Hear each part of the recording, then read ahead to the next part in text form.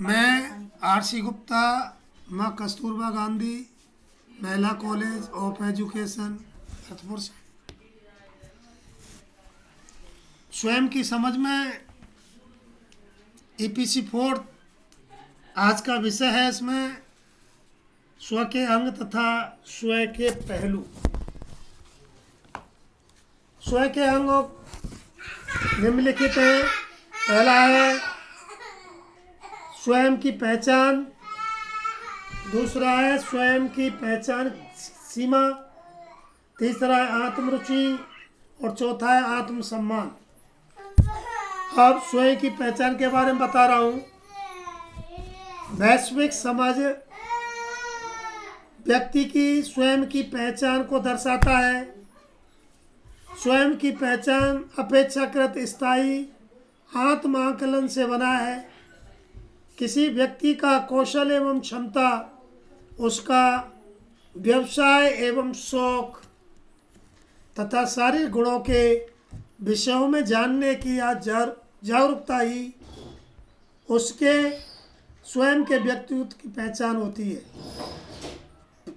इस तरह स्वयं की पहचान प्रस्तुत करने के लिए कोई निश्चित प्रतिबंध नहीं है। स्वयं की पहचान में व्यक्ति का अपना भूतकाल एवं भविष्यकाल सम्मिलित होता है। इसमें व्यक्ति अपने भविष्य में क्या करना चाहता है, उसके क्या विचार है, वह क्या बनने से डर रहा है, यह स्वयं के लिए क्या संभाव्य समझता है आदि तथ्यों का प्रतिनिधित्व किया जाता है।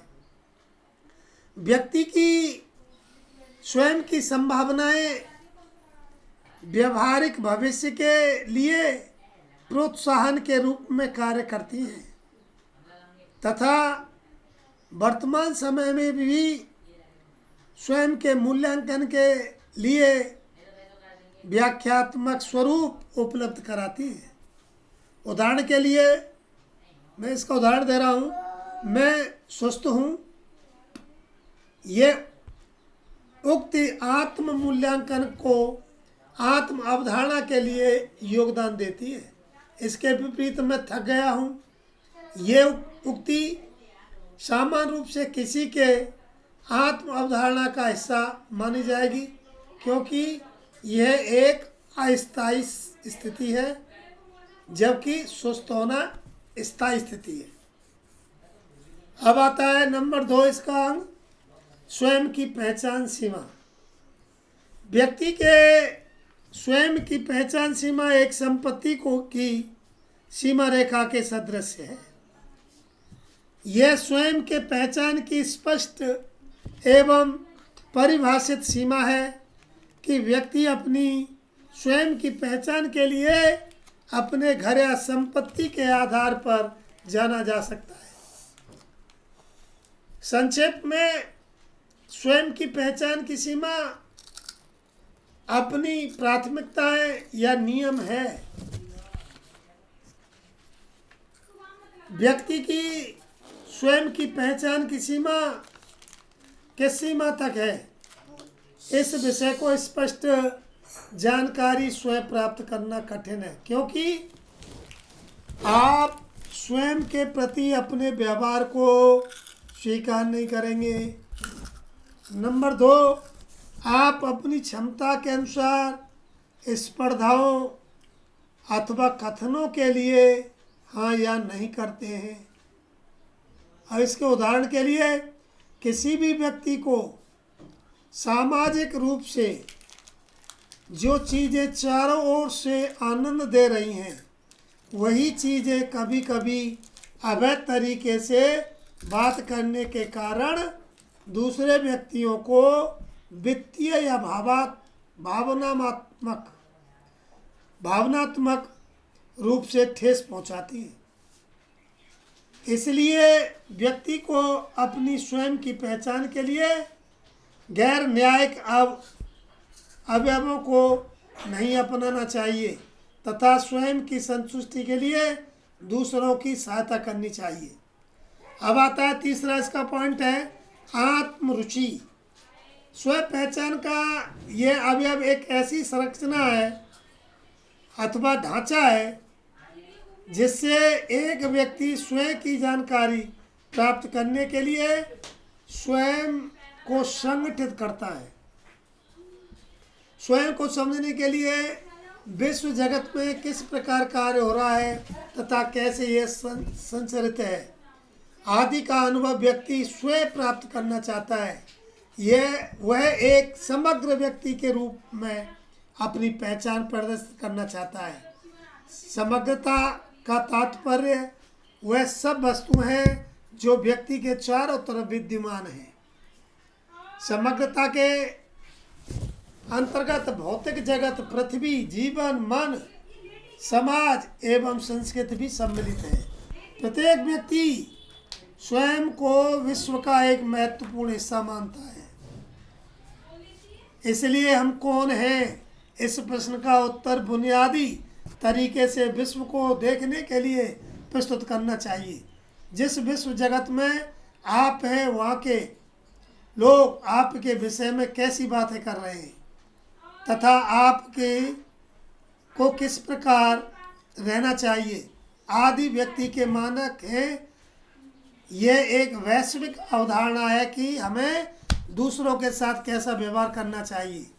यह व्यक्ति के मूल्य एवं नैतिकता से संबंधित है। वैश्विक दृष्टि से कार्य करने के लिए कुछ नियम बनाए गए हैं। अधिकांश लोगों का समूह वैश्विक दृष्टि के नियमों एवं दिशा निर्देशों से काफ़ी सीमा तक अनजान है। कुछ व्यक्ति अनजाने में जीवन के अनुभवों एवं प्रभावों को स्वयं ग्रहण कर लेते हैं, जो कुछ लोग परिवार, साथियों, धार्मिक समूहों एवं समाज से ग्रहण करते हैं। अतः आत्म छवि एक ऐसा निस्पंदन है जो दूसरों की पहचान को निर्धारित करता है। हालांकि व्यक्ति की बुद्धि एवं विचार के आधार पर ही वैश्विक जगत किसी के पहचान की अवधारणा को स्पष्ट करता है। इस तरह वैश्विक दृष्टि में अपनी पहचान बनाने के लिए सक्रिय गुणों एवं योगदान की जरूरत है। अब आता है 4वां पॉइंट। अगला पॉइंट आत्मसम्मान। स्वसम्मान स्वयं के विषय में लगभग सभी अन्य सकारात्मक भावनाओं एवं मान्यताओं को महसूस करने की क्षमता का एक सबसे महत्वपूर्ण भावनात्मक अनुभव है। आत्मसम्मान किसी एक बिंदु पर एक व्यक्ति के समग्र मूल्यांकन या उसके स्वयं की योग्यता का मूल्यांकन करने के लिए संदर्भित करता है। सामान्यतया संसार में उच्च जीवन जीने का दृष्टिकोण भावनात्मक परिणाम है। इस प्रकार आत्मसम्मान मन की एक सामान्य स्थिति है। आत्मसम्मान व्यक्ति की भावनाओं को प्रभावित करता है। उदाहरण के लिए, जब व्यक्ति में आत्मसम्मान का अभाव होगा तो उसके आत्मसम्मान में भी कमी होगी। लंबे समय तक नकारात्मक अनुभव बने रहने से आत्मसम्मान की क्षति होती है। यदि आपके अनुभव सकारात्मक भावनाओं से युक्त है तो आत्मसम्मान में भी वृद्धि होगी। साधारण शब्दों में, जब स्वयं के अनुभवों से घटनाओं या परिस्थितियों का समर्थन करते हैं तो आपका आत्मसम्मान स्वयं बढ़ जाएगा, जबकि उसके विपरीत व्यवहार करने पर व्यक्ति के आत्मसम्मान में अपने आप कमी आ जाती है। स्वयं के पहलुओं का विस्तार पूर्वक वर्णन निम्नलिखित प्रकार से करते हैं। पहला है शारीरिक पहलू।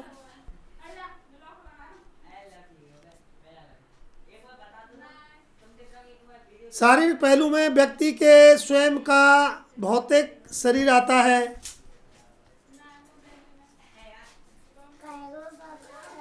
भौतिक संसार में जीवन यापन करने एवं फलने फूलने की योग्यता भी शामिल है। शारीरिक पहलू में ही स्वयं शरीर की भली भांति देखभाल की सीख भी आती है। अतः स्व विकास के शारीरिक पहलू के अंतर्गत व्यक्ति में विश्व जगत में आराम एवं प्रभावपूर्ण ढंग से जीने के लिए स्वयं कौशलों को विकसित करना शामिल है। शारीरिक पहलू ये स्पष्ट करता है कि यदि व्यक्ति स्वयं शारीरिक रूप से स्वस्थ एवं सक्रिय है, प्रसन्नचित्त है तथा अपने आप को सहज महसूस करता है, वह भौतिक संसार में सुखपूर्वक जीवन यापन करता है तथा वह व्यवहारिक, सामाजिक एवं आर्थिक रूप से स्थिर एवं स्वतंत्र है, तो उसमें स्वयं कौशलों का विकास अपने आप ही हो जाता है। अब आता है भावनात्मक पहलू। भावनात्मक पहलू व्यक्ति के गहरे जीवन के अनुभवों से संबंधित है।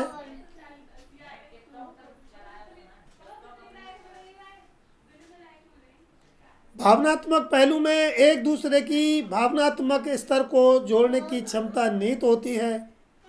भावनात्मक पहलू व्यक्ति का स्वयं का वह हिस्सा है जो कि दूसरों के साथ सार्थक संपर्क एवं संबंध चाहता है।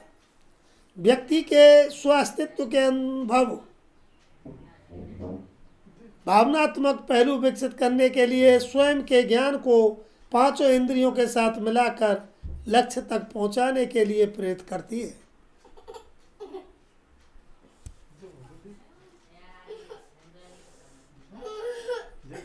इस प्रकार भावनात्मक पहलू स्वयं को एक दूसरे के साथ अपने संबंधों को पूर्ण रूप से सीखने या प्राप्त करने की आज्ञा देता है। यदि व्यक्ति अपनी भावनाओं एवं उन्हें उचित रूप से व्यक्त करने में सक्षम है तथा वह स्वयं की भावनाओं को पूर्ण सीमा तक पहुंचने का अवसर देता है। यदि किसी व्यक्ति में भय, उदासी, क्रोध, प्यार तथा खुशी आदि सम्मिलित हो तो स्पष्ट होता है कि उसके भावनात्मक पहलू का विकास हुआ है। इस प्रकार यदि व्यक्ति भावनात्मक पहलू रूप से उचित व्यवहार करने में सक्षम है तो वह दूसरों के साथ भी घनिष्ठ संबंध स्थापित कर सकता है।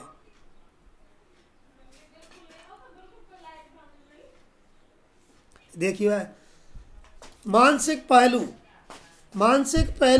में व्यक्ति की स्वयं की बुद्धि सोचने एवं तर्क करने की अपनी क्षमता निहित होती है।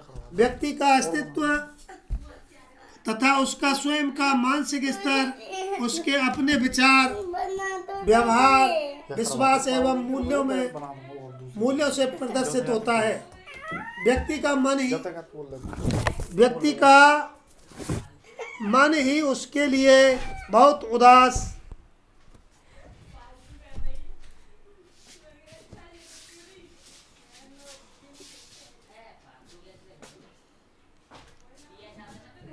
मानसिक पहलू में दोबारा बताऊंगा मैं। मानसिक पहलू में व्यक्ति की स्वयं की बुद्धि सोचने एवं तर्क करने की अपनी क्षमता निहित होती है। व्यक्ति का अस्तित्व तथा उसका स्वयं का मानसिक स्तर उसके अपने विचार, व्यवहार, विश्वास एवं मूल्यों से प्रदर्शित होता है। व्यक्ति का मन ही उसके लिए बहुत बड़ा वरदान होता है। परंतु कभी कभी उसका मन ही उसके लिए बहुत बड़ा अभिशाप बन जाता है।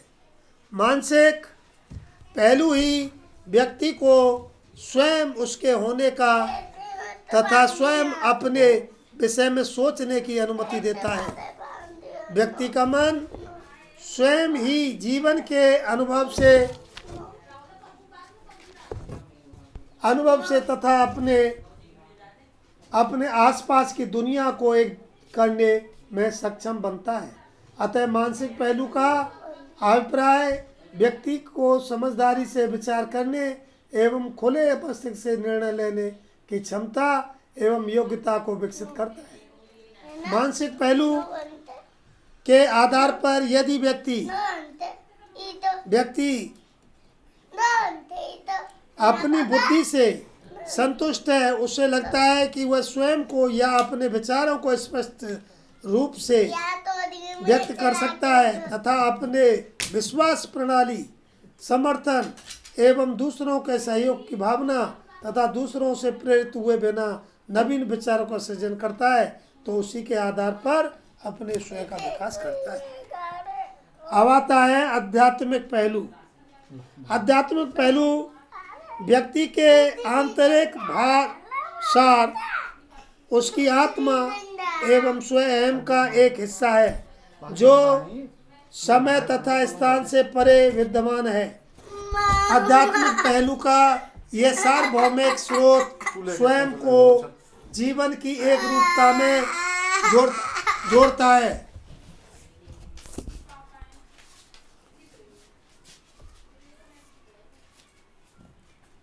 आध्यात्मिक पहलू स्वयं अस्तित्व के लिए, स्वयं जागरूकता विकसित करने के लिए स्वयं को ब्रह्मांड से संबद्धता की भावना का अनुभव करने की अनुमति देता है।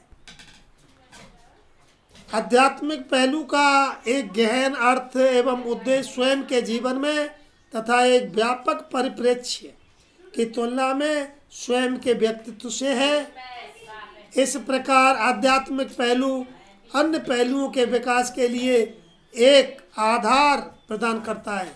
अतः आध्यात्मिक ज्ञान स्वयं के भीतर का ज्ञान तथा सहज ज्ञान युक्त संबंधों का मार्गदर्शन है।